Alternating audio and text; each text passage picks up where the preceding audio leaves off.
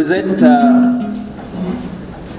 les leaders de la société civile et des médias. Et comme tels, vous êtes les porte-voix de la société. Vous êtes les porte-voix de l'ensemble des processus politiques et des réformes. C'est à ce titre que vous êtes conviés à cette importante rencontre, qui est une rencontre d'appropriation de la loi électorale récemment votée par les autorités.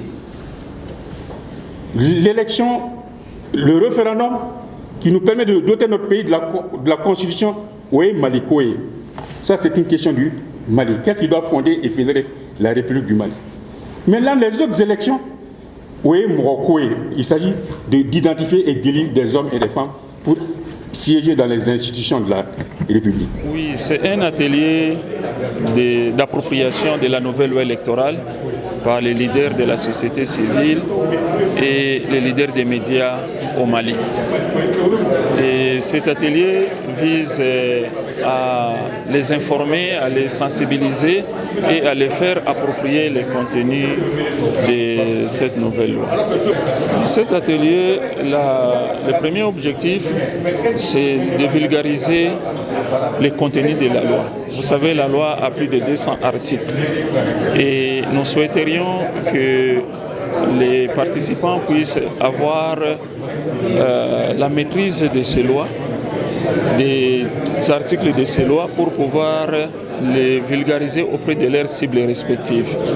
Parce que dans le cadre de ces activités, nous visons à ce que les femmes, les jeunes, les personnes vivant avec handicap, les populations nomades et les groupes traditionnellement marginalisés soient au courant du contenu de la nouvelle loi électorale, comme ils seront aussi au courant du contenu de la nouvelle constitution qui sera adoptée dans les prochains mois.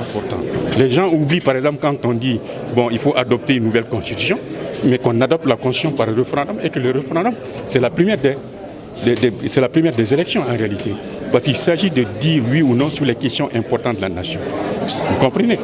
L'élection par référendum pour l'adoption d'une nouvelle constitution, ça porte sur le Mali.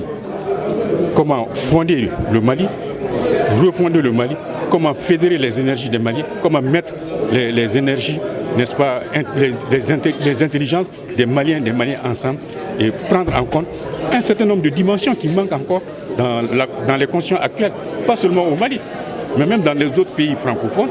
Nous savons très bien que c'est des copies pâles en réalité de la Constitution française de 1958.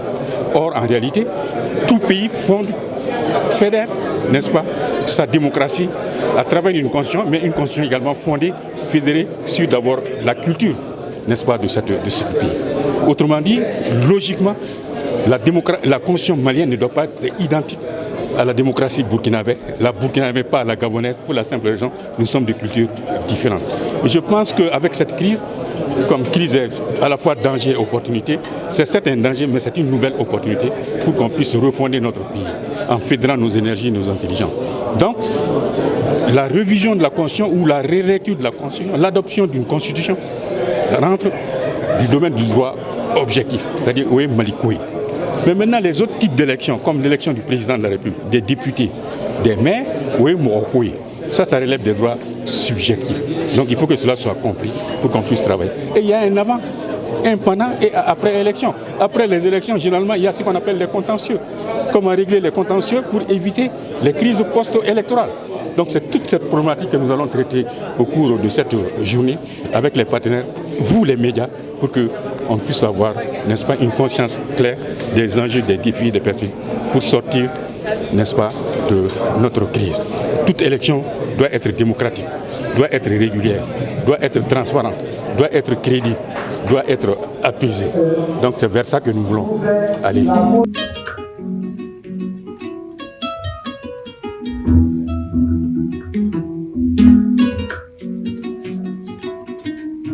Thank you.